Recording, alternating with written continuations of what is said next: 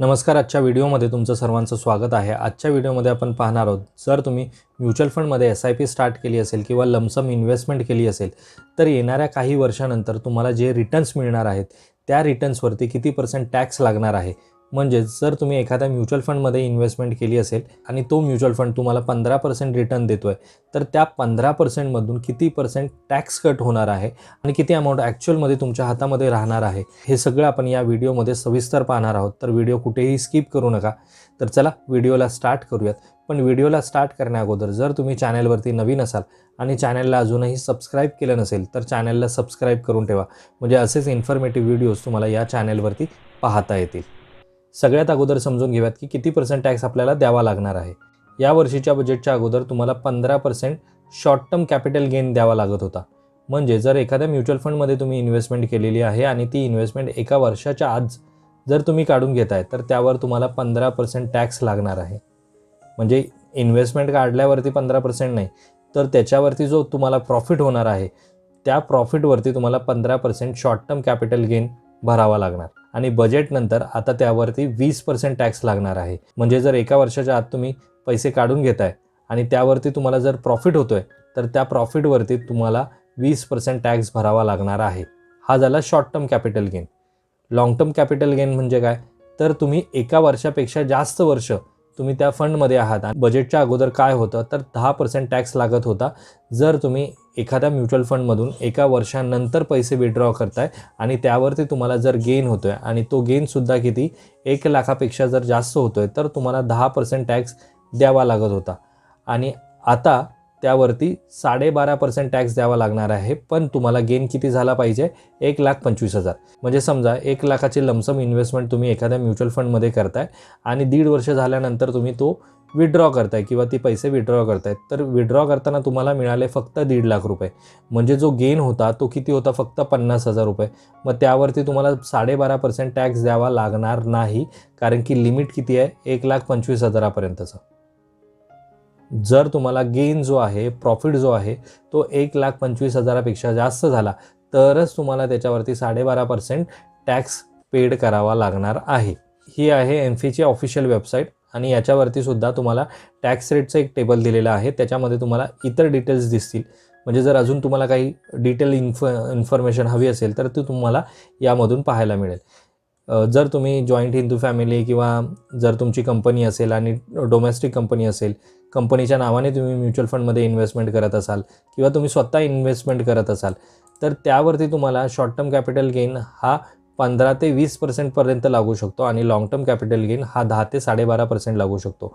आता इथे हे व्हेरिएशन का आहे, तर प्रत्येक म्युच्युअल फंडनुसार त्याच्यामध्ये चेंजेस आहेत. जर तुम्ही इक्विटी ओरिएंटेड फंड जर घेतलात तर त्यावरती तुम्हाला शॉर्ट टर्म कॅपिटल गेन हा 20% द्यावा लागणार आणि लाँग टर्म कॅपिटल गेन 12.5% द्यावा लागणार. हे तर झालं कॅपिटल गेनवरती टॅक्स लागला. पण मग आपल्याला TDS लागणार आहे का, तर म्युच्युअल फंडच्या इन्व्हेस्टमेंटवरती तुम्हाला कोणत्याही प्रकारचा कॅपिटल गेनवरती TDS लागणार नाही. TDS कशामध्ये लागणार, जर तुमच्याकडे एखादा म्युच्युअल फंड आहे आणि त्याच्यामध्ये डिव्हिडंड ऑप्शन तुम्ही चूज केला असेल तर त्या डिव्हिडंड ऑप्शनवरती तुम्हाला 10% TDS लागणार आहे.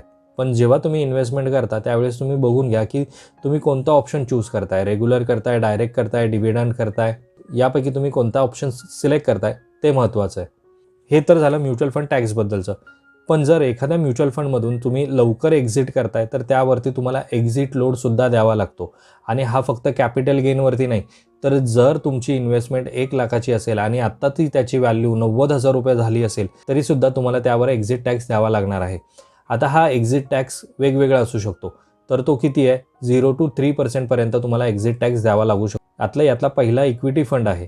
नॉर्मल इक्विटी जे फंड असतात ते असतात small cap, mid cap, large cap, large and mid cap capital.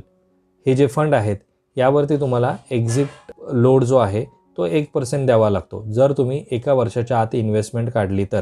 आणि यामध्ये सुद्धा प्रत्येक कंपनीचा किंवा प्रत्येक म्युच्युअल फंडची वेगवेगळी पॉलिसी आहे एक्झिटची. काहींमध्ये तर 6 महिन्याच्या अगोदर तुम्ही एक्झिट करताय तरीसुद्धा 1% लागतो आणि 1 वर्षाच्या अगोदरसुद्धा काढला तरी 1% लागतो. ज्यावेळेस तुम्ही एखाद्या फंडमध्ये इन्व्हेस्टमेंट करताय त्यावेळेस तुम्ही ते डॉक्युमेंट व्यवस्थित रीड केलं तर तुम्हाला समजेल की एक्झिट लोडची कंडिशन काय आहे. त्यानंतर डेब्ट फंडमध्ये जर तुम्ही इन्व्हेस्टमेंट करताय तर डेट फंडमध्ये तुम्हाला एक्झिट लोड हा वेगवेगळ्या प्रकारचा असू शकतो. म्हणजे काहींमध्ये 3 महिन्याचा असू शकतो, काहींमध्ये 6 महिन्याचा, काहींमध्ये 1 वर्षाचा. पण एक्झिट लोड तुम्हाला लागणार आहे जर तुम्ही त्या स्पेसिफिक टाईम लिमिटच्या अगोदर इन्व्हेस्टमेंट विथड्रॉ करता आहात तर. यामध्ये मगाशी सांगितल्याप्रमाणे तुम्हाला कॅपिटल गेन होऊ म्हणजे प्रॉफिट होऊ त्या इन्व्हेस्टमेंटमधून किंवा लॉस हो, तुम्हाला तो एक्झिट लोड द्यावा लागणार आहे. की समजा 1 लाखाची तुम्ही इन्व्हेस्टमेंट केली आहे इक्विटी फंडमध्ये आणि 1 लाखावरती एक्झिट लोड आहे 1%, म्हणजेच ₹1000 तुम्हाला एक्झिट लोड द्यावा लागणार जर तुम्ही 1 वर्षाच्या किंवा त्या फंडच्या स्पेसिफिक क्रायटेरियाच्या अगोदर जर विथड्रॉ करता तर त्यावर तुम्हाला 1% एक्झिट लोड द्यावा लागतो. आता समजा तुम्ही 5,000ची SIP सुरू केलेली आहे एखाद्या म्युच्युअल फंडमध्ये पुढचे 20 वर्ष किंवा 15 वर्ष, मी 15 वर्ष चूज करतो आहे आणि त्यावरती तुम्हाला रिटर्न मिळतात आहेत 15%. तुमची इन्व्हेस्टमेंट असणार आहे ₹9,00,000 आणि त्यावरती वेल्थ गेन म्हणजेच कॅपिटल गेन किती मिळतो आहे तुम्हाला ₹24,84,000 आणि फायनल अमाऊंट जी होते ती किती असणार आहे ₹33,84,315. ज्यावेळेस तुम्ही ही SIP बंद करणार आणि तुम्ही हे पैसे विथड्रॉ करणार त्यावेळेस तुमच्या अकाउंटमध्ये किती पैसे येणार तर हे पूर्ण जे पैसे आहेत ₹33,84,000 तुमच्या अकाउंटमध्ये जमा होणार. आणि यावरती आता मग टॅक्स तुम्हाला किती द्यावा लागणार आहे, एवढी अमाऊंट तुमच्या अकाउंटमध्ये जमा झाली. आता गव्हर्नमेंटच्या रूलनुसार यावरती तुम्हाला 12.5% टॅक्स द्यावा लागणार. पण गव्हर्नमेंटच्या आत्ताच्या रूलनुसार तुम्हाला 1,25,000 पर्यंतची त्यावर सूट आहे. म्हणजे 1,25,000 तुम्हाला कोणताही टॅक्स द्यावा लागणार नाही. म्हणून मी काय करतोय मायनस करतोय 1,25,000 यामधून. 33 लाखातनं 1,25,000 मायनस केले, राहिलेली अमाऊंट आहे 32,59,000. आता ह्या 32,59,000 वरती तुम्हाला 12.5% टॅक्स द्यावा लागणार आहे. म्हणून इंटू केलं 12.5% घेतलं आणि एंटर करून पाहिलं तर तुम्हाला द्यावा लागणार आहे 4,07,414 टॅक्स. म्हणजे 5,000ची SIP पुढचे 30 वर्ष सुरू केली, 15% तुम्हाला रिटर्न मिळतो आहे त्या फंडमधून. तुमची इन्व्हेस्टमेंट असणार आहे ₹18,00,000 आणि मिळणारी रक्कम आहे ₹3,50,49,000. 30 वर्षानंतर जेव्हा तुम्ही विथड्रॉ कराल तेव्हा तुमच्या अकाउंटमध्ये ₹3,50,49,000 डायरेक्टली डिपॉझिट होणार आत्ताच्या रूलनुसार. 30 वर्षानंतर जर काही रूल चेंज झाला तर त्यानुसार तुमच्या अकाउंटमध्ये पैसे जमा होतील. या ₹3,49,00,000वर तुम्हाला किती टॅक्स द्यावा लागणार आहे तो पाहूयात. तर ₹3,50,49,000 आहेत. त्यातून पहिले ₹1,25,000 आपण मायनस करणार. आत्ताची जी सूट आहे ती राहिले ₹3,49,24,000. आता यावर तुम्हाला द्यावा लागणार 12.5% टॅक्स. एंटर केलं तर तुम्हाला द्यावा लागेल ₹43,65,500 टॅक्स.